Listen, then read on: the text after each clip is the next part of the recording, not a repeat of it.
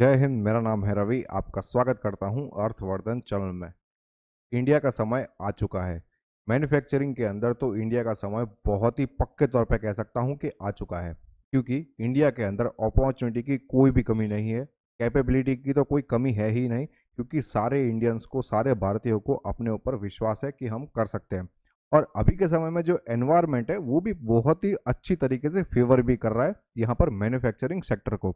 तो इसी के ऊपर बेस HDFC म्यूचुअल फंड अपना मैन्युफैक्चरिंग फंड लॉन्च कर रहा है। इसके बारे में हम सारी डिटेल्स लेने की कोशिश करेंगे। अगर हम एक्सपोर्ट्स की बात करते हैं तो इंडिया का जो एक्सपोर्ट है यहाँ पर आप देख सकते हैं कंटिन्यूसली बढ़ते हुए हमें देखने को मिल रहा है। ऐसा अनुमान लगाया जा रहा है कि 2031 तक में ये बहुत ही तेजी से और एक्सपोनेंशियली ग्रो करेगा। तो यहाँ पर जो एक्सपोर्ट हो रहा है वो हो रहा है मेनली मर्चेंडाइज के अंदर, सर्विसेज के अंदर। और यहाँ पर टोटल अगर हम देखते हैं तो यहाँ पर हमें एक्सपोर्ट टोटली बढ़ते हुए देखने को मिल रहा है। ये बहुत ही शानदार बात है और ये फंड को यहाँ पर ये फेवर भी करता है। मैन्युफैक्चरिंग तो हो रहा है, लेकिन ऐसा तो क्या है कि मैन्युफैक्चरिंग इतनी अच्छी तरीके से हो रहा है, सस्ते में भी हो रहा है, उसका यहाँ से इंडिया से एक्सपोर्ट भी हो रहा है। तो यहाँ पर इसके पीछे के दो रीज़न है। सबसे पहला जो रीज़न है तो यहाँ पर जो लेबर्स है उनकी अवेलेबिलिटी को अगर हम देखते हैं तो सबसे ज़्यादा अगर लेबर हमें जो अवेलेबल होते हैं वो है इंडिया के अंदर। और जो हम देखते हैं अलग अलग कंट्रीज़ के अंदर तो वहाँ पर हम देख सकते हैं कि लेबर्स की यहाँ पर शॉर्टेज देखने को मिल रही है, लेकिन इंडिया में ऐसा बिल्कुल भी नहीं है। लेबर बहुत ही भरपूर मात्रा के अंदर अवेलेबल है। और साथ में दूसरा जो अगर हम बात करते हैं यहाँ पर टॉपिक के अंदर तो यहाँ पर जो सबसे कम जो अगर लेबर का जो कॉस्ट रहता है वो है इंडिया का। जैसे कि आप यहाँ पर देख सकते हैं कि इंडिया का जो लेबर कॉस्ट है वो भी बहुत ही कम है। इसी के कारण मैन्युफैक्चरिंग बहुत ही तेज़ी से हो पाता है और वो भी बहुत ही सस्ते दरों पर हो पाता है। अगर हम अलग अलग फैक्ट्स के अंदर इंडिया का रैंकिंग की बात करें तो लेबर कॉस्ट अगर सबसे सस्ता हो तो वहाँ पर पूरे वर्ल्ड के अंदर दूसरा रैंक आता है इंडिया का। एज वर्किंग एज पॉपुलेशन की भी बात करें तो यहाँ पर फर्स्ट नंबर आता है। साथ में स्टेम ग्रेजुएट्स की भी बात करें तो इंडिया का नंबर 1 आता है पूरे वर्ल्ड के अंदर। और इंग्लिश स्पीकिंग जो ग्रेजुएट्स होते हैं वो भी इंडिया के अंदर सबसे ज़्यादा है, मतलब पूरे वर्ल्ड के अंदर सबसे ज़्यादा है इंडिया के अंदर। यही सब जो रीजंस है इसके कारण मैन्युफैक्चरिंग के अंदर इंडिया बहुत ही अच्छी तरीके से परफॉर्म कर रहा है और आगे आने वाले समय के अंदर भी बहुत ही शानदार तरीके से परफॉर्म करेगा। अगर हम यहाँ पर कॉस्ट की बात करते हैं तो यहाँ पर हमारा सबसे बड़ा जो कॉम्पिटिटर है वो है चाइना। चाइना के साथ में अगर हम कॉस्ट की बात करें तो हम देख सकते हैं कि यहाँ पर इंडिया जो है वो बहुत ही मार्जिनली चाइना को बीट कर रहा है। जैसे कि अगर हम कॉस्ट ऑफ गुड्स सोल्ड की बात करते हैं तो 4.25 यूएस डॉलर के अंदर हम देख सकते हैं कि यहाँ पर चाइना मैन्युफैक्चर करता है और इंडिया का यहाँ पर कॉस्ट है 4.67 का। ओके, अब यहाँ पर लेबर कॉस्ट की बात करते हैं तो लेबर यहाँ पर चाइना के अंदर महंगा है, जबकि इंडिया के अंदर 0.34 यूएस डॉलर के अंदर मतलब यहाँ पर काम हो जाता है। यहाँ पर इलेक्ट्रिसिटी जैसे अलग अलग जो कॉस्ट रहते हैं उसकी बात करें तो यहाँ पर इंडिया और चाइना दोनों में लगभग बराबर ही है। और अगर हम फ्रेट कॉस्ट की बात करते हैं, मतलब एक जगह से दूसरी जगह पर अगर सामान को भेजने का जो कॉस्ट है तो वो है चाइना का ज़्यादा 1.88 का, जबकि इंडिया का 1.67। अगर हम टोटल निकालते हैं तो यहाँ पर देख सकते हैं कि अगर कोई प्रोडक्ट बन रहा है तो उसका कॉस्ट इंडिया के अंदर $7 का पड़ता है, जबकि वही प्रोडक्ट अगर इंडिया के अंदर बन रहा है तो वो $6.7 का पड़ता है। मतलब इंडिया का जो रीजनेबली बहुत ही सस्ता पड़ता है। अगर हम यहाँ पर फैन की बात करते हैं, एक एग्जांपल के तौर पर फैन की बात करते हैं तो यूएस के अंदर अगर कोई एक फैन बनता है तो $12.5 के अंदर पड़ता है। कोरिया के अंदर $9.6 के अंदर, पोलैंड के अंदर $8.7 के अंदर एक फैन बनता है, थाईलैंड के अंदर 7.1, चाइना के अंदर $7 में एक फैन बनता है, जबकि इंडिया के अंदर 6.7, मात्र बहुत ही सस्ते दरों पर यहाँ पर फैन बन जाता है मात्र $6.7 के अंदर। तो आप समझ सकते हैं कि ऐसे बहुत सारे रीजंस हैं जिसके कारण हम देख सकते हैं कि इंडिया के अंदर जो मैन्युफैक्चरिंग है वो बहुत ही शानदार तरीके से ग्रो हो रहा है। अब हम यहाँ पर देखते हैं कि डिफेंस की।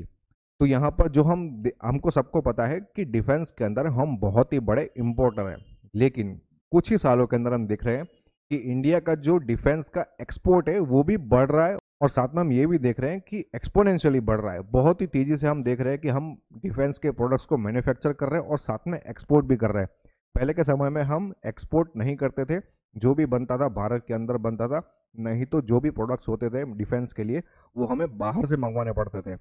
अभी के समय में ऐसा नहीं है, जो डिफेंस के प्रोडक्ट्स है वो हम इंडिया में तो मैन्युफैक्चरिंग करते ही हैं, लेकिन साथ में हमने एक्सपोर्ट भी करना शुरू कर दिया है। ये बहुत ही शानदार बात है। अगर हम यहाँ पर न्यू कंपनी रजिस्ट्रेशन की बात करते हैं तो यहाँ पर देख सकते हैं कि मैन्युफैक्चरिंग का भी यहाँ पर अच्छा खासा शेयर हमें बढ़ते हुए देखने को मिल रहा है। जैसे कि अगर कोई न्यू कंपनी रजिस्टर होता है तो दो तरीके से होता है। एक तो होता है सर्विस बेस्ड और दूसरा होता है मैन्युफैक्चरिंग बेस्ड। तो 2015 के अंदर यहाँ पर मैन्युफैक्चरिंग कंपनीज का जो शेयर था वो था 21% का। 2018 के अंदर ये था 22 और 2022 के अंदर ये बढ़कर हो चुका है 28% का। मतलब अगर 100 कंपनी रजिस्टर हो रही है तो उसमें से 28 कंपनीज यहाँ पर मैन्युफैक्चरिंग बेस पर रजिस्टर हो रही है। ये भी बहुत ही अच्छी बात है।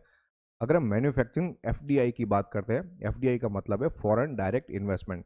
तो बाहर के जो लोग हैं, जो फॉरेनर्स हैं, वो भी मैन्युफैक्चरिंग के अंदर बहुत ही शानदार तरीके से हम देख रहे हैं कि यहाँ पर इन्वेस्टमेंट कर रहे हैं, स्पेसिफिकली मैन्युफैक्चरिंग के अंदर। अगर हम यहाँ पर प्रोडक्शन इंडिया की बात करते हैं तो यहाँ पर हम देख सकते हैं कंटिन्यूसली हमें प्रोडक्शन बढ़ते हुए देखने को मिल रहा है। कंपनीज अपनी कैपेबिलिटीज़ को भी बढ़ा रही है, साथ में हम एक्सपोर्ट्स को भी देख रहे हैं, तो वो एक्सपोर्ट्स भी बहुत ही तेज़ी से हमें बढ़ते हुए देखने को मिल रहे हैं। साथ में हम इंपोर्ट की बात करें तो इंपोर्ट भी हम यहाँ पर देख सकते हैं कि कम होते हुए देखने को मिल रहा है। यहाँ पर एक्सपोर्ट बढ़ रहा है और इंपोर्ट कम हो रहा है। ये बहुत ही अच्छी बात है। साथ में अगर हम आईफोन की बात करें तो पहले हम सबको पता है कि आईफोन यहाँ पर इंडिया में मैन्युफैक्चरिंग नहीं होता था, लेकिन अब आगे आने वाले समय के अंदर इंडिया आईफोन का मैन्युफैक्चरिंग हब बन जाएगा। अभी भी 50% जितना जो माल बनता है आईफोन का वो इंडिया के अंदर बन रहा है। आगे आने वाले समय के अंदर ये और भी ज़्यादा बनने वाला है। तो ये जो फंड है इसका यहाँ पर इन्वेस्टमेंट स्ट्रेटेजी क्या रहने वाला है वो भी मैं आपको बताता हूँ। यहाँ पर कोर पोर्टफोलियो जो है यहाँ पर जो रहने वाला है वो मैन्युफैक्चरिंग करने वाले स्टॉक्स का रहने वाला है। 80% जितने स्टॉक्स यहाँ पर मैन्युफैक्चरिंग सेक्टर के अंदर यहाँ पर फोकस करेंगे। इन्वेस्टमेंट स्टाइल की अगर हम बात करें तो यहाँ पर हम देख सकते हैं कि बॉटम अप अप्रोच को यहाँ पर यूज़ करने वाले पोर्टफोलियो कॉन्सेंट्रेशन यहाँ पर हमें वेल डाइवर्सिफाइड देखने को मिलेगा। मतलब यहाँ पर हमें लार्ज कैप में से भी, स्मॉल कैप में से और मिड कैप में से भी हमें इन्वेस्टमेंट देखने को मिलेगा। यहाँ पर फ्लेक्सिबल अप्रोच यहाँ पर रहने वाला है। HDFC मैन्युफैक्चरिंग फंड, ये NFO 26 अप्रैल को ओपन हो जाएगा और 10 मई को क्लोज हो जाएगा। इस फंड का बेंचमार्क रहने वाला है निफ्टी इंडिया मैन्युफैक्चरिंग इंडेक्स और साथ में इस फंड का एग्जिट लोड रहेगा 1% फॉर 1 मंथ। मतलब अगर आप अपने पैसों को एक महीने के बाद रिडीम करते हो तो आपको किसी भी तरीके का एग्जिट लोड नहीं लगेगा, लेकिन अगर आप अपने पैसों को विद इन 1 मंथ रिडीम करते हो तो आपको 1% जितना एग्जिट लोड लगेगा। इस फंड का इनिशियल NAV 10 रहेगा और इस फंड का एक्सपेंस रेशियो जैसे ही फंड लॉन्च हो जाएगा वैसे ही आपको पता चल जाएगा। ये एक ओपन एंडेड कैटेगरी का फंड रहने वाला है। मतलब आप इस फंड के अंदर कभी भी अपने पैसों को इन्वेस्ट कर सकते हो और कभी भी अपने पैसों को रिडीम कर सकते हो। ये रेगुलर और डायरेक्ट दोनों ही मोड में अवेलेबल रहेगा। इसमें ग्रोथ और डिविडेंड दोनों ही ऑप्शंस देखने को मिलेंगे। अगर आपको अपना इन्वेस्टमेंट स्टार्ट करना है तो आप SIP, लमसम, SWP या स्ट्रिप चारों में से किसी भी मोड में अपना इन्वेस्टमेंट स्टार्ट कर सकते हैं। मिनिमम इन्वेस्टमेंट की बात करें तो लमसम मोड में मात्र 100 रुपीज़ आप अपना इन्वेस्टमेंट स्टार्ट कर सकते हो, या फिर अगर आपको अपनी SIP स्टार्ट करनी है तो मात्र 100 रुपीज़ पर मंथ से आप अपनी SIP स्टार्ट कर सकते हैं। अगर आपको इस फंड के अंदर इन्वेस्टमेंट करना है तो डिस्क्रिप्शन में मैंने एक लिंक दिया हुआ है, वहां से आप अपना इन्वेस्टमेंट करना स्टार्ट कर सकते हैं। अगर आपको अपने पोर्टफोलियो को फ्री में रिव्यू करवाना है तो नीचे मैंने अपना नंबर दिया है, वहां पर आप कॉन्टैक्ट कर सकते हैं। अब मेरा क्या मानना है इस फंड के बारे में वो मैं आपको बताता हूँ। देखो, ये जो फंड है वो है थीमेटिक कैटेगरी का। इसकी थीम क्या है? मात्र मैन्युफैक्चरिंग। तो अगर आप इस फंड के अंदर इन्वेस्टमेंट करना चाहते हो तो अपने एडवाइजर से एक बार जरूर बात कर लेनी चाहिए। अगर आप लॉन्ग टर्म के लिए इन्वेस्टमेंट करना चाहते हो तो इस फंड के अंदर इन्वेस्टमेंट के बारे में आप सोच सकते हो। अगर आपने और भी कहीं पर भी इन्वेस्टमेंट किया हुआ है तो इस फंड के अंदर इन्वेस्टमेंट करके आप अपने पोर्टफोलियो को डाइवर्सिफाई कर पाओगे। लेकिन एक बात आपको याद रखनी है कि यह फंड शॉर्ट टर्म के लिए तो बिल्कुल भी नहीं है। अगर आपको इन्वेस्टमेंट के रिगार्डिंग किसी भी तरीके के क्वेश्चन है तो आप हमें टेलीग्राम, ट्विटर और इंस्टाग्राम पर फॉलो करके अपने क्वेश्चंस को पूछ सकते हैं।